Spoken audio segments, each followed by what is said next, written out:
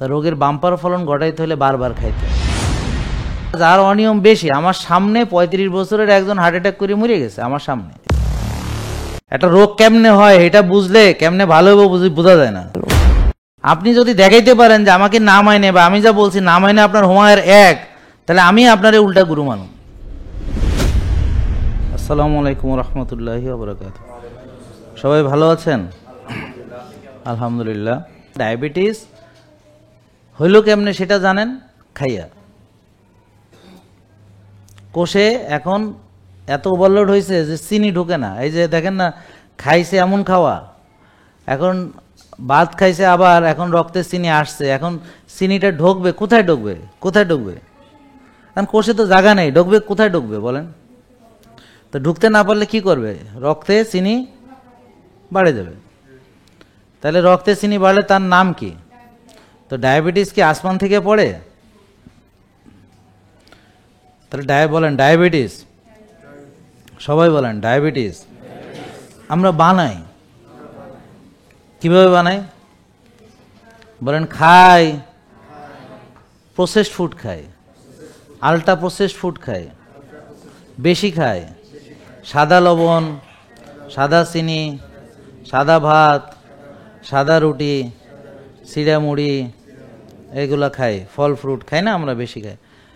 বলেন যে আমরা খাই, আরও তো খাই, ওই যে কি ফ্রেঞ্চ ফ্রাই, বার্গার, স্যান্ডউইচ খাই না? কোল্ড ড্রিঙ্কস, সফট ড্রিঙ্কস খাই না? চিপস, জুস বাচ্চারে খাওয়াই না? যেমন ওদিন সিঁড়িতে উঠতেছি দেখি যে বাপে পান খায় জর্দা দিয়ে আর বাচ্চারে একটা চিপস দিছে। তাই আমি বললাম জুস কই? যে জুস তো না। আমি বললাম তাহলে তো কম্বিনেশনটা হইল না। আনে সুপারি দিয়ে জর্দা দিয়ে পান খাইতেছেন, বাচ্চারা একটা চিপস দিয়েছেন, হইলো হ্যারের সাথে একটা জুসও দেন। তাহলে বাচ্চা জুস আর চিপস খাক আর আন্নে পান আর এগুলা খান, তাহলে বাপ পুতে ভব মিলা রুগী হন একসাথে। তাহলে না আমঙ্গলাই বালা নাকি? দেশে যত রুগী বেশি তত ডাক্তার বাড়বে, কি কন? ফার্মেসি বাড়বে, তত ওষুধ বাড়বে, হাসপাতাল বাড়বে, হ্যাঁ, অপারেশন বাড়বে, রিং বাড়বে, তো একেবারে মানে রমরমা একটা অবস্থা, জমজমাট ব্যাপার। রে বাইরে নিয়ে যাও, কান্দায় না বাবা, কান্দা না, বাইরে নিয়ে কান্দায় না মা, বাইরে নিয়ে একটু খেলতে দাও। তা এখন অতিরিক্ত খাবার খেয়ে সেটাকে ব্যবহার না করলে কোষে চর্বি জমে কোষে ওভারলোড হয়। ওভারলোড হলে তখন রক্তের চিনি কোষে ঢুকতে পারে না, সেটা নাম হলো ডায়াবেটিস। এখন আপনার ডায়াবেটিসকে আপনি বানাইছেন নাকি আমি বানাইয়া দিছি? নাকি পাশের বাড়ির কেউ বানাইয়া দিছে? না আপনার বাপ মা আপনারে বানাইয়া দিছে? তো আপনার বলে জিনের সমস্যা, কয় যে জিনের সমস্যা। তা আমার তো কইতে গেলে 14 গোষ্ঠীর ডায়াবেটিস আছে, তা আমার ধরতে পারে না কেন? মানে জিনে আমারে নাকি আশেপাশে ঘোরে, মানে ফাঁক পাইলে ধরবে, কিন্তু এখন সুযোগ পাইতেছে না। আমারে হুজুরে কইছে সুযোগ পাইলেই ধরবে, জিনে ঘুরতেছে। কয় যে সারেরে ধরতে পারে না, হ্যাঁ ব্যায়াম ট্যাম করে তো, খায় ওইভাবে, ঘুমায়, তো এই জন্য ধরতে পারতেছে না। কয় ব্যায়ামটা ছেড়ে দিক তাইলেই ধরবে। বুঝেন নাই কথা? তো সুস্থ খাওয়া, এক ভাগ খাওয়া, পরিমিত খাওয়া, রোজা রাখা, এগুলো হচ্ছে আপনাকে রোগ থেকে বাঁচানোর জন্যে অত্যন্ত গুরুত্বপূর্ণ। কায়িক শ্রম বা ব্যায়াম করা, আর্লি ঘুমানো, ভোরে ওঠা, এটা হলো এই ধরনের ডিসিপ্লিন হচ্ছে আপনাকে রোগ মুক্ত রাখবে। ঠিক আছে? তো এগুলো হলো অনেকটা আপনার তাবিজের মতো, রক্ষা কবচ। হ্যাঁ, তো এখন যে তার এই রক্ষা কবচ কি তাবিজ খুলে ফালাই দিব, বুঝছেন, রক্ষা কবচ লাগবে না, তো সে কি হবে? আক্রান্ত হবে। কিসের দ্বারা আক্রান্ত হবে? বিভিন্ন রোগের দ্বারা। তো এখন ডায়াবেটিস রোগীকে ধরেন, আমার একটা ডায়াবেটিস রোগী আমি যদি চিকিৎসা করে যদি তার চোখ মানে ডায়াবেটিক রেটিনোপ্যাথি বানাইতে হয়, তাহলে কি করতে হবে? তাকে বলতে হবে তুমি 6 বেলা চিনি খাও, একটু হাঁটো, আর হচ্ছে তুমি ওই ওষুধ খাও। তো দেখবেন এই রুগীটা একটা সময় গিয়ে, কারো ক্ষেত্রে 10 বছর, কারো ক্ষেত্রে 15 বছর, কারো ক্ষেত্রে 20 বছর, ওর যদি চোখ নষ্ট না হয় আমারে এসে বলে যাবেন। কথা বুঝেন নাই? আমার এসে বলবেন। তো এখন বলেন যে স্যার কারো 20 বছর লাগে কেন? কারণ ও 6 বেলা খাইতে পারে না, কারণ ওর আসলে 6 বেলা খাওয়ার টাইম নেই। ডাক্তাররা যেভাবে লিখছে যে হ্যাঁ ঘুমাইতে হবে, 11টা বাজে দুধ খাইতে হবে, হ্যাঁ 11টা বাজে দুধ খায় নাই, তারপরে সকালে নাস্তার পরে আর এক নাস্তা করতে হয়তো ভুলে গেছে, তো সে 6 বেলা না খেয়ে 4 বেলা 3 বেলা খাইছে বইলা একটু দেরি হইতে আছে। কিন্তু যদি সে একেবারে নিয়ম করে বই দেখে দেখে 6 বেলা খায়, হ্যাঁ মনে করেন যে খুব তাড়াতাড়ি হ্যাঁ চোখটা নষ্ট হইব, বেশি দেরি হবে না। কথা বুঝেন নাই? আপনারা যারা সত্যি কথা বলেন তো ডায়াবেটিস রোগী 6 বেলা একেবারে খাইতে পারছেন? আপনারা বই যেভাবে লিখছে এমনি 6 বেলা খাইতে পারছেন? এবং মুরব্বী কি মন খারাপ যে আমি তো পারি নাই, ব্যর্থ, যে হারে আমি ডাক্তারের নিয়মটা মানতে পারলাম না, মানে মন খারাপ করছে। আমি স্যারে যেমনে, স্যার আপনি যেমনে কইছেন আমি তো আসলে ওইভাবে খাইতে পারি নাই। হ্যাঁ, তো ওইভাবে খাইলে হয়তো কি বুঝছেন, ওষুধ আরও তাড়াতাড়ি বাড়তো, তাড়াতাড়ি ইনসুলিনে যাইতেন, তাড়াতাড়ি কাটা কোটা খাইতেন। তো এটা মানতে পারেন নাই বলে কিছুটা ভালো আছে। কিন্তু একেবারে বইয়ে যেমনে লিখছে 6 বেলা, যদি সত্যি সত্যি সেমনে খাইতে পারতেন তাইলে আপনি এতদিনে ফিনিশ।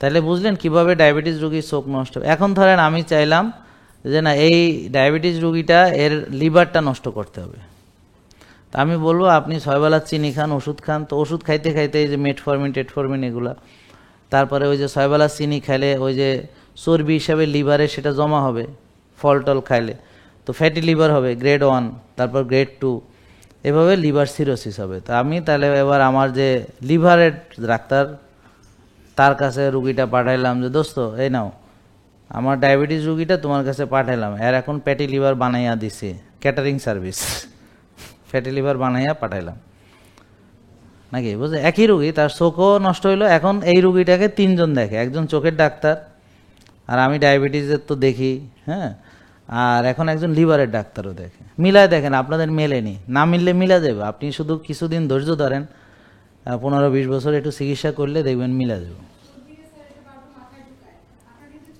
হ্যাঁ, আগেই বলে দেয় আপনার কিন্তু চোখ নষ্ট হবে, আপনার কিন্তু কিডনি নষ্ট হবে, আগেই প্রিপারেট করে। হ্যাঁ, ওই যে ওরে করছিল তো, আগেই প্রিপারেট করছে যে পরে যেন আবার না বলতে হবে স্যার আপনার কাছে চিকিৎসা করলাম তারপরে আমার হইলো কেন। তখন পরে diabetes is a progressive disease, যাদের ডায়াবেটিস আছে তাদের আস্তে আস্তে এটা হবে, ডায়াবেটিস বাড়বে, আস্তে আস্তে ইনসুলিনে যেতে হবে, আস্তে আস্তে চোখটা নষ্ট হবে, আস্তে আস্তে হার্ট অ্যাটাক হবে। মানে মানসিকভাবে আপনাকে রেডি করে রাখি আর কি, জানে যে কি কি হবে। হ্যাঁ, আর এটা কোনো দিন ভালো হবে না, এটা কখনো ভালো হবে না, কোনো দিন ভালো হবে না, ইটস এ প্রগ্রেসিভ ডিজিজ। হ্যাঁ, আবার ইংলিশে করবে প্রগ্রেসিভ ডিজিজ, এটা প্রোগ্রেস, হ্যাঁ এটা প্রোগ্রেস করবে ডে বাই ডে। মানে ওই দিন আমাকে এক শিক্ষিত রুগী বলছে স্যার আমি তো জানি ডায়াবেটিস একটা প্রগ্রেসিভ ডিজিজ, আমাকে কে শিখেছে আপনারে? আমার ডাক্তার শিখেছে। কারণ আমি সিঙ্গাপুর থেকে শিখে আসছি, আমি মাউন্ট এলিজাবেথে গেছিলাম, তো ওখানে ডাক্তার একই কথাই বলে, ইটস এ প্রোগ্রেসিভ ডিজিজ। আমাকে আপনি আমেরিকা যান একই কথা বলবে, পৃথিবীর সব ডাক্তার মিলেই হুক্কা হুয়া, সব শেয়ালের একরা। হ্যাঁ, তো একই কথাই করবো, কেউ ডায়াবেটিস কোনোদিন ভালো হয় না। আর আমাদের লাখ লাখ রুগী ভালো হয়ে গেল, তো কীভাবে ভালো হয়েছে সেটা নিয়ে আমরা আলোচনা করতেছি। তাহলে এখন বলেন তো ডায়াবেটিস ভালো হবে কেমনে, শিখছেন এখন নাকি শিখেন না? দেখি কে বুঝছেন যে কেমনে ভালো হবে, দেখি হাত তোলেন। আপনি শুধু বুঝছেন, আর কেউ বুঝে নেই। তাহলে এতক্ষণ ধরে যে বললাম যে রোগ হয় কেমনে এটা যদি জানেন, হ্যাঁ, তাহলে ভালো হয় কেমনে এটা বুঝেন না। না, তা বেশি খাইলে কি হয়? চিনি বেশি খাইলে কি হয়? কথা বুঝে না। চিনি বাড়াইতে হলে কি করতে হবে? আর যদি চিনি কমাইতে হয় তাহলে কি করতে হবে? রুগী হইতে হলে কি করতে হবে? আর রুগী না হইতে হলে কি করতে হবে? রোজা রাখলে কি হবে? ব্যায়াম করলে কি হবে? আর্লি ঘুমাইলে কি হবে? ভোরে উঠলে কি হবে? তা এতক্ষণ যে বললাম আপনি বোঝেনই নাই না যে কেমনে ডায়াবেটিস ভালো হবে, আসলেই বোঝেন নাই। আল্লাহকে ব্রেনকে হাঁটুর মধ্যে নিয়ে এসে রাখছে নাকি আপনার ঘরে? একটা রোগ কেমনে হয় এটা বুঝলে কেমনে ভালো হবে বোঝা যায় না। তা আমি বেশি খাইছি, এখন কম খামো, চিনি বাড়ছে, চিনিটা একটু বাদ দিয়ে খামো নাকি, এসব প্রসেসড ফুড যেগুলো ছিল না পৃথিবীতে খামো না। হ্যাঁ, কায়িক শ্রম করবো, নাহলে ব্যায়াম করুম, নাহলে আর্লি ঘুমাবো, নাহলে ভোরে উঠুম, নিয়ম মানতাম না মানুম, টেনশন বেশি করতাম, এখন করুম না। তা এটা বুঝেন নাই না এখনো, এতক্ষণ আলোচনায় বুঝেন না এখনো? একটু পরে আবার জিজ্ঞেস করবেন স্যার আমার এটা হয়েছে কি করুম। আরে মিয়া কেমনে হয়েছে যদি বুঝেন হেলে ভালো কেমনে হবেন বুঝেন না, উল্টাটা করলে ভালো হইব। 6 বেলা খাইছেন এখন 1-2 বেলা খাইবেন, সারা দিন খাইছেন এখন না খেয়ে থাকবেন, রোজা রাখবেন, ব্যায়াম করেন না এখন করবেন, টেনশন করছেন এখন একটু মানে একটু দয়া করে একটু ক্ষমা দেন, কয়টা দিন না করে দেখেন কি হয়। কেন বুঝে না? তো বুঝতে তো বলেন না কেন যে বুঝছি? আমি তো জিজ্ঞেস করলাম কে কে বুঝছেন। না না, বলতে তো হবে যে বুঝি নাই বা বুঝছি, বুঝিও না বুঝি কিচ্ছু কয় না। এবার বুঝছেন নাকি? হ্যাঁ, তো তাহলে তো হয়েছে। বারবার খেতে বলে ডাক্তাররা। এখন বারবার খেলে কি হয় দেখেন। আচ্ছা, যারা ফেসবুক ইউটিউবে দেখছেন তারা কিন্তু শেয়ার করেন মনে করে। হ্যাঁ, আমরা প্রতিদিন বলতে ভাল লাগে না, রুচিতেও লাগে ডেলি বলতে হয়, কেন নিজেরা বুঝে শেয়ার করলেই তো হয়, আবার বলা লাগবে কেন? ওটা ভালো জিনিস শেয়ার করবেন। শেয়ার করলে আরেকটা লোক যদি দেখে সে যদি ভালো হয় তাহলে সেটার আপনি অংশীদার। এখন আসেন, বারবার খেলে আমাদের সবচেয়ে খারাপ যে জিনিসটা ঘটে যে অটোফেজি বন্ধ হয়ে যায়। অটোফেজি হতে পারে না ওভাবে। আবার অটোফেজি মানে আত্মভক্ষণ, অর্থাৎ আল্লাহ তাআলা বলেছেন যে তোমরা যদি রোজা মানে যে উপকার আমরা যদি জানতাম তাহলে অবশ্যই রোজা আমরা রাখতাম। সূরা বাকারাতে আছে যে যদি তোমরা জানতে তাহলে রোজাই রাখতে।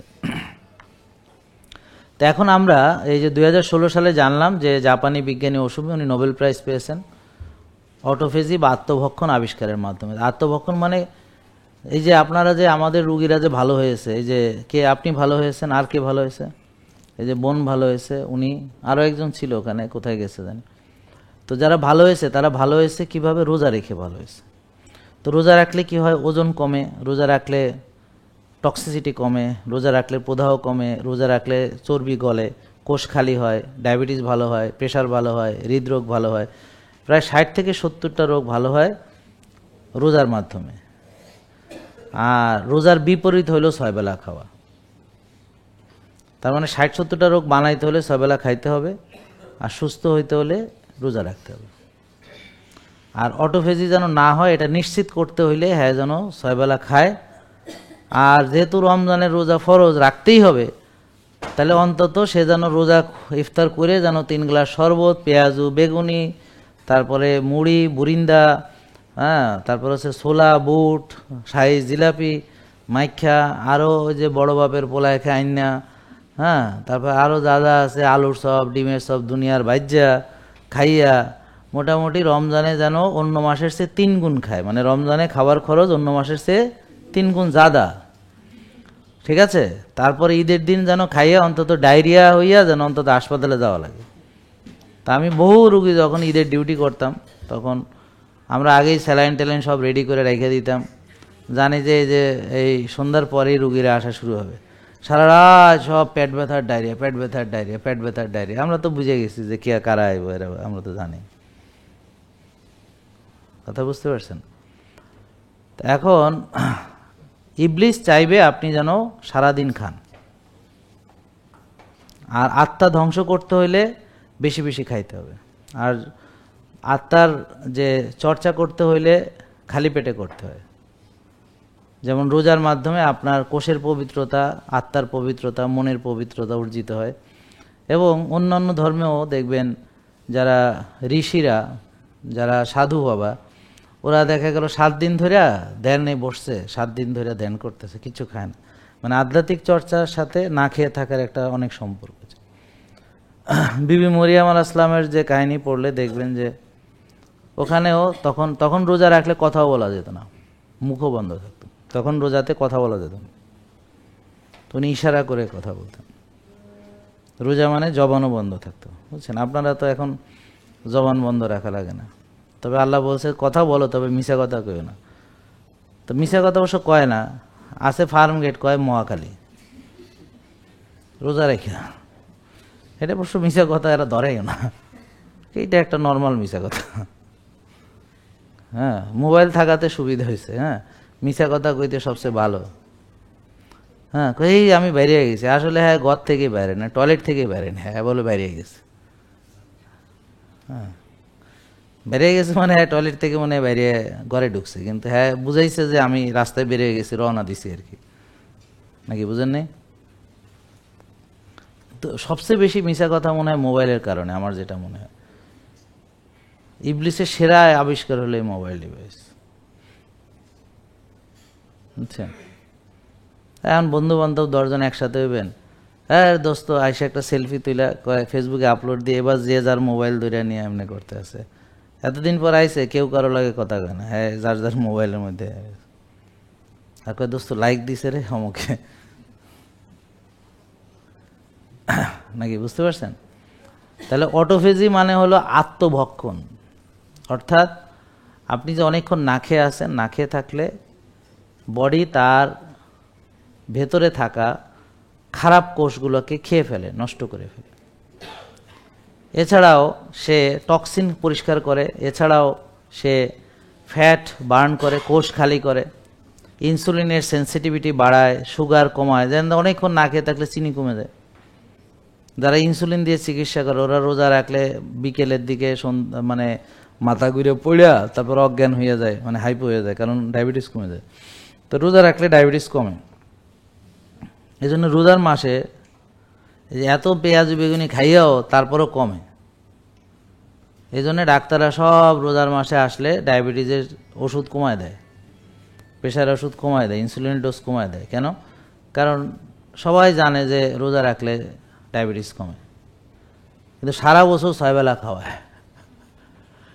মানে এরা যে কত বড় বেকুব এরা নিজেরাও বুঝে না। আর এই যে প্রতারণা যে আপনাদের সাথে করতে আছে আপনারাও ধরতে পারতেছেন না। যে আপনাদের যদি এইটুক বুদ্ধি থাকতো, কিরে রোজার মাসে তো আমার ওষুধের ডোজ কমায় দিল, তা আমি যদি রোজাটা সাইডে না দিয়ে একটু ধৈর্য রাখি, হ্যাঁ তাহলে তো ওষুধ কয়দিন পর বাদ হয়ে যাবে। আপনি দেখেন আমার কথা শুনে, যে আপনি ধরে রাখেন দেখুন ওষুধ বাদ হয়ে যাবে। ওদিন একটা লোক আসছিল, ওর দেখি মাথায় একটু কীভাবে জানি বুদ্ধি রয়ে গেছে। সে আমার কাছে আসছে, বলে স্যার আমি তো দেখলাম যে রোজার মাসে তো আমি ভালো ছিলাম, আমার ডায়াবেটিসের অনেক কমে গেছে, ওষুধও মাঝে মাঝে বাদ পড়ে গেছে, খাইতে মনে নাই, তাও দেখি সুগার বাড়ে নাই। তো পরে আমার মনে হলো আপনার কথা তো সত্য, তো এখন আইসে আর কি, আইসা এখন আর ওষুধ লাগে না, এখন মানে ভালো হয়েছে। এটা বোঝার জন্য কিচ্ছু না, আপনি যেভাবে বলছে একটু চিনি জাতীয় খাবার কমায় খেয়ে একটু রোজা রাখেন, একটু হাঁটাচলা করেন, একটু ব্যায়াম করেন, একটু আর্লি ঘুমান, দেখেন আপনি ভালো থাকেন। কয়টা দিন মাইনা দেখেন কেমন লাগে। এটা আপনি পরীক্ষামূলকভাবে মাইনা দেখতে পারেন। 1 সপ্তাহের ভিতরেই দেখবেন আপনার বুঝে যাবেন যে কোনটা সত্য আর কোনটা মিথ্যা। তাহলে এই যে আপনারা যে 12, 14, 15 বছর ধরে ওষুধ খাইছেন, এখন যদিও নিজেরা এখন বেকুব মনে হইতে আছে, কিন্তু আসলে বেকুবই করছেন। আপনারা ভাবছেন যে বিরাট বড় ডাক্তার দেখাইছেন, হ্যাঁ তাল গাছের সমান, আসলে হ্যাঁ নিজেও এই একই রোগের রোগী, নিজে আরও ইনসুলিন দেয়, বুঝতে পারছেন? আবার বুঝায় ভাই আমি তো রিং 2টা পড়াইছি, আপনি এত টেনশন করেন না, আপনিও পড়ান। তা রোগের বাম্পার ফলন ঘটাইতে হলে বারবার খাইতে হবে। বলেন রোগের বাম্পার ফলন বলেন বারবার খাইতে হবে, আর মুড়ি মুড়কির মতো ওষুধ খাইতে হবে। এটা হলো রোগের বাম্পার ফলন। মানে আপনি এই দুটো জিনিস মানেন, দেখবেন আপনি রোগের বাম্পার ফলন হবে। আপনি রেগুলার ডায়াবেটিসের চিকিৎসা করাইতে করাইতে যদি হার্টের সমস্যা না হয়, তাহলে আমি ডাক্তারি ছেড়ে দিব। যদি আপনার ব্লক না হয়, যদি রিং পরাইতে না হয়, আপনি যদি 6 বেলা খাওয়ার তরিকা মানেন, রেগুলার ওষুধ খান, এবং একটা পর্যায়ে যে যদি আপনার ব্লক না হয়, যদি না হয়, আমি ডাক্তারি ছেড়ে দেব, হবেই হবে, শুধু সময়ের ব্যাপার। এর আগে অ্যাক্সিডেন্ট করে মরে গেলে অবশ্য বেঁচে গেলেন, কিন্তু যদি হায়াত পান আপনার ব্লক হবে, একদম গ্যারান্টি ওয়ারেন্টি সহকারে বলবো। এখন কত বছর বয়সে হবে সেটা হচ্ছে দেখার বিষয়। তো যার অনিয়ম বেশি, আমার সামনে 35 বছরের একজন হার্ট অ্যাটাক করে মরে গেছে আমার সামনে, ও জানতোই না। কারণ আমাদের কামাল ভাই দাগন বিয়ার হ্যারই তো রিং টিং পরায় ফেলছে, পরে কয় ভাই আমি তো বুঝি নাই, অথচ তারে আরো 16 বছর আগে আমি নিয়ে রাস্তায় হ্যারে নিয়ে দৌড়াইতে বেরোইছিলাম, তাই কত দূরে 1-2 দিন যায় আর যায় না আমার সাথে, বুঝছেন? তো তখন যদি সে আমারে মানতো তখন, তাহলে আজকে কি তার রিং পরানো লাগতো? এখন সে আফসোস করে, কিন্তু আল্লাহর রহমতে এখনো মানে না।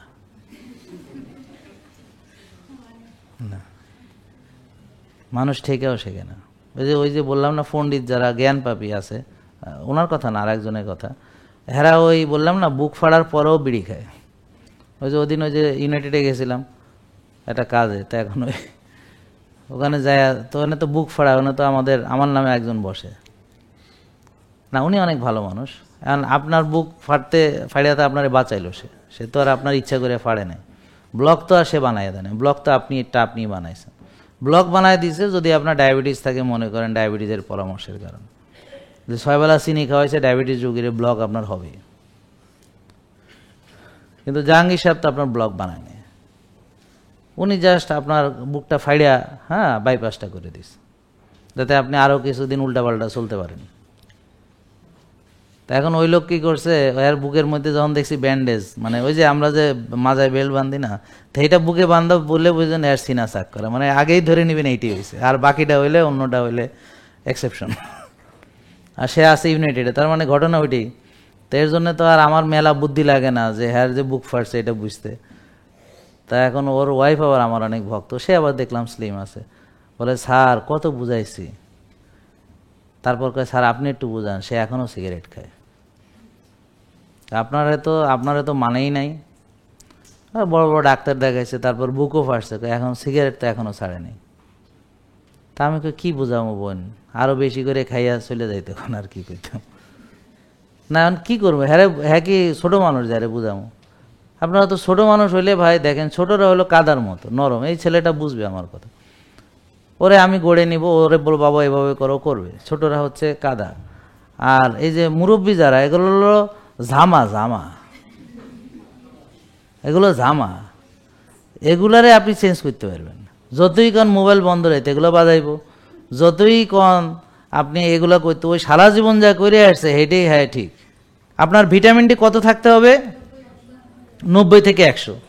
এখন যদি আপনি রোদরে না যেও এবং আমাদের না মেনেও যদি ভিটামিন ডি আপনি আমাকে দেখাতে পারেন যে 90-100 আছে, তাহলে আমি বলবো ভাই ঠিক আছে, আপনার গুরু আমি, মানে আপনি আমার গুরু। আমার কথা বুঝেন নাই? আপনি আমার গুরু, ঠিক আছে। আপনি যদি দেখাইতে পারেন যে আমাকে না মাইনে, বা আমি যা বলছি না মাইনে আপনার হুমায়ের 1, তাহলে আমি আপনার উল্টা গুরু মানুষ, আর শিখুম আপনার কাছ থেকে যে ভাই কেমনে চললে ভাই এটা হবে, ঠিক আছে। তা আমরা তো খালি বলতেছি না, আমাদের বিজ্ঞান ভিত্তিক দলিল প্রমাণ আছে কি, যে যাদের হুমায়ের 1 তারা আমাকে যেভাবে বলেছি ফলো করবে। কিভাবে করবে? সে রোজা রাখবে, সে যে খাবার নিষেধ করবে সেগুলো খাবে না, যা খেতে বলবে সেগুলো পরিমিত খাবে, সে ব্যায়াম করবে, ঘুমাবে, ঠিক আছে। যেভাবে বলছি ওভাবে, এতক্ষণ যেভাবে আলোচনা করছি ওগুলো চলো, দেখবেন যে তার হুমায়ের যদি 5 থাকে 1-এ চলে আসবে। আমার কথা বুঝতে পারছেন? তাহলে হুমায়ের বেশি কাদের? যাদের কোষে জায়গা নেই, অতিরিক্ত চর্বি জমে গেছে, এটা যেটা আলোচনা এসেছে। তাহলে হুমায়ের বেশি কাদের? যাদের অতিরিক্ত চর্বি জমেছে। কেন জমেছে এতক্ষণ আলোচনা করেছি, বেশি খাওয়া, বারবার খাওয়া, টেনশন করা, রাত জাগা, ব্যায়াম না করা, ইত্যাদি ইত্যাদি।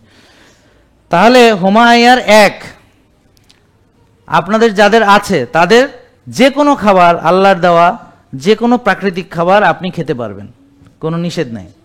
তবে প্রসেসড, আল্ট্রা প্রসেসড ফুড খাওয়া যাবে না। তাহলে যাদের বেশি তাদেরকে কমাইয়া তারপর আবার খাইতে হবে, ঠিক আছে, মনে থাকবে। তাহলে কমবে হচ্ছে রোজার মাধ্যমে, ব্যায়ামের মাধ্যমে, এটা তো অলরেডি আপনারাই বললেন। আচ্ছা, এখন টিজি বেশি, এইচডিএল কম, তাহলে কি হবে? তার অক্সিডাইজড কোলেস্টেরলের মাত্রা, মানে তার অবশ্যই একটা সময় গিয়ে হার্ট অ্যাটাক হবে, কারণ তার রক্তনালীর ভিতরে চর্বি জমছে, অক্সিডাইজড কোলেস্টেরলের মাত্রা বেশি। এটা তো বিজ্ঞান ভিত্তিক। তো এখন আপনি যদি উল্টাপাল্টা চলে, আপনি যদি টিজি এইচডিএল রেশিও 2-এর নিচে রাখতে পারেন, তাহলে গুড। তাহলে আমি আর আপনারে বলবো না, আমি বলবো আপনার কোনো নিয়মই মানার দরকার নেই, আপনি যেমনি আছেন এটাই ঠিক আছে, নাকি? প্রমাণ করেন আপনি ভালো আছেন কিনা, প্রমাণ দেন আমাকে। আপনি নিয়ম না মাইনা ভালো আছেন কিনা দেখান। আর মানলে কি হবে আমরা জানি, কারণ আমাদের যারা মানে তাদের রিপোর্টগুলো ভালো হয়। কারণ আগামী মাসে আপনি যখন আবার আসবেন, আর আজকে যারা এসেছেন, গত মাসে এসেছিলেন, দেখেন গত মাসের চেয়ে এই মাসে তাদের রিপোর্ট ভালো হয়েছে, কি বলেন? এভাবে যতবার আসবে তত রিপোর্টের উন্নতি হবে, যদি মানে, না মানলে তো আর কিছু লাভ নেই। তাহলে দেখেন সিআরপি বা প্রদাহ 3-এর নিচে রাখতে হবে। তাহলে আজকে দেখেন যদি আপনার কম থাকে ইটস ওকে, আর যদি বেশি থাকে মানেন, দেখবেন কমে যাবে। ইনসুলিন 4-5 থাকতে হবে, আপনার যদি ইনসুলিন বেশি থাকে আপনি আমাদেরকে মানেন, দেখেন ইনসুলিন কমে কিনা। আপনার সুগার বেশি থাকে, ডায়াবেটিস আছে, আপনি মানেন, যেভাবে বলছি মেনে দেখেন কমে কিনা। এখন আপনি 60% মানলে 60% ভালো থাকবেন, 100 মানলে 100 ভালো থাকবেন, 80 মানলে 80 ভালো থাকবেন, 20 মানলে 20 ভালো থাকবেন, সেটা তো। আর উল্টাপাল্টা মানলে একটা বিরাট ঝামেলার মধ্যে পড়বেন, ক্ষতি হয়ে যাবে। আর ভিটামিন ডি 90-100। তাহলে এই যে এই রিপোর্টগুলো, এগুলো তো আমি তৈরি করি না, এটা বিজ্ঞানীরা গবেষণা করে বের করেছেন যে এইটাই হচ্ছে নর্মাল ফিজিওলজি। মানে আমরা যদি সুস্থ মানুষ হই আমাদের এমনই থাকার কথা। যেমন আমার ব্লাড প্রেশার থাকার কথা 120/80, এখন আমার ব্লাড প্রেশার 150, তার মানে বেড়েছে। তাহলে আমি কি করব? কমাতে হবে। আমার ওজন থাকার কথা ধরেন 70 বা 65, এখন আমার ওজন 170 বা আমার ওজন 90, তাহলে কমাতে হবে। এটা আমরা বুঝি। তা এখন দেখেন কিভাবে চললে আপনার কমে। আর সবচেয়ে বড় কথা হলো আপনি যদি সুস্থই থাকেন তাহলে তো এখানে আসতেনই না। তো তার মানে যেহেতু আপনি সুস্থ না, তার মানে আপনার ভিতরে কোনো একটা জায়গায় ঝামেলা আছে। হয়তো ব্যায়াম করেন, হয়তো রাত জাগেন, হয়তো টেনশন করেন, হয়তো খাওয়া দাওয়া ঠিক নেই। আমরা আপনাকে চাচ্ছি সমস্যা কোথায় বের করে সমাধান কিভাবে করা যায়। এটা এখানে আপনার চেষ্টা করতে হবে কিভাবে আপনি মানতে পারবেন, কতখানি আপনি মানতে পারবেন। বেশি মানলে যে মানবে তার লাভ, আর মানতে না পারলে এর ক্ষতি আপনি এড়াতে পারবেন না। বোঝা গেল? আর মানলে আপনার ভালো হয় কিনা সেটা আপনি বিজ্ঞান ভিত্তিকভাবে প্রমাণ করতে পারবেন। টেস্টের রেজাল্ট আসবে, আপনিও বলবেন। তো যারা আমাদের মেনেছেন তারা কি আগের চেয়ে ভালো আছেন? আগের চেয়ে ভালো আছেন? হ্যাঁ। তো যারা মানবে তারা ভালো থাকবে। ঠিক আছে? যে যেমন কর্ম তেমন ফল। এখানে আমার কিছু করার নেই। সো আমাকে ক্ষমা করবেন। আর আমি চাই আপনারা সুস্থ থাকেন, এবং সুস্থ থাকার জন্যে যত বুদ্ধি আমি দিচ্ছি, কিন্তু সব আপনি হয়তো মানতে পারবেন না। যতটা পারবেন ততটাই ভালো থাকবেন। আর যারা 100 মানতে পারবেন তাদের যদি বেঁচে থাকেন ইনশাল্লাহ 90-100 বয়স হলো আল্লাহর রহমতে রুগী হবেন না ইনশাল্লাহ। এবং অনেক ক্ষেত্রেই যদি 100 মানেন, যদি সত্যি আমি যা বলি সব মানতে পারেন, তাহলে দেখবেন ইনশাল্লাহ 90-100 পর্যন্ত আপনি যৌবনও থাকবে ইনশাল্লাহ, যেটা আপনি কোনোভাবেই সম্ভব না। ওকে, আসেন আসেন, চলে আসেন, এখানে আসেন। চুলকালে যাবেন না এখন, যখন আস্তে আস্তে সব মানবেন, আস্তে আস্তে চুলকানি কমবে, তখন যাবেন। বসেন।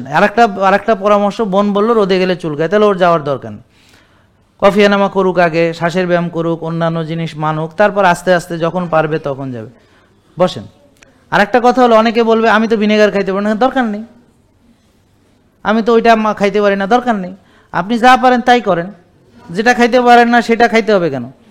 আপনি যা পারেন তাই করেন, নিয়ম মানতে থাকেন, একসময় পারবেন।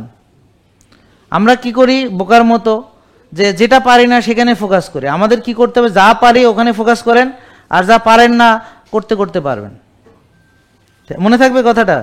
এখন আপনি একটা জিনিস পারেন না তাই বলে পুরো লাইফ স্টাইলের এত ভালো ভালো জিনিস সব ছেড়ে দেবেন আপনি? এটা তো হইতে পারেন। আপনি যেটা পারেন না সেটা বাদ দিয়ে যা পারেন করা শুরু করেন, আল্লাহর কাছে দোয়া করেন।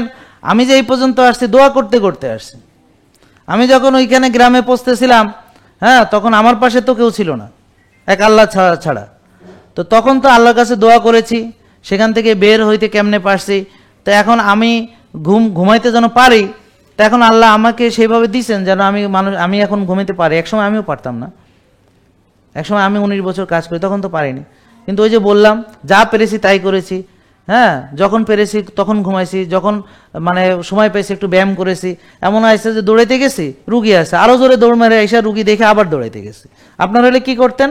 রুগী দেখে আবার গোসল টোসল করে নিতেন। আমি ওরকম না। আমার কথা হলো আমার কাজ আমি করে দেবো, বুঝছেন? আর আমি তো জানি রুগী একটা আসতে পারে, তো আমি মেজাজ খারাপ করিনি যে রুগী আসছে, ঠিক আছে, রুগী আসতে আরো জোরে দৌড়ায় চলে আসছি। আইসা রুগীরাও দেখছে ডাক্তার সাহেব দৌড়ে আসছে, আরো খুশি তারা। হ্যাঁ, স্যার আপনি চলে আসছেন। আমি কেন, অসুবিধা নেই, আগে তো রুগী, আমি তো পরেও দৌড়াইতে পারবো। হ্যাঁ, এরা তো আরো খুশি। হ্যাঁ, বুঝেন না, না স্যারে দৌড়ায় চলে আসছে, এত চিনে ভালো করে সবাই, আর জানে যে আমি সকালে দৌড়াই। হ্যাঁ, তো এরকম আর কি। তো এখন আপনি আপনার যতটুকু পারেন করুন, ঠিক আছে ইনশাল্লাহ।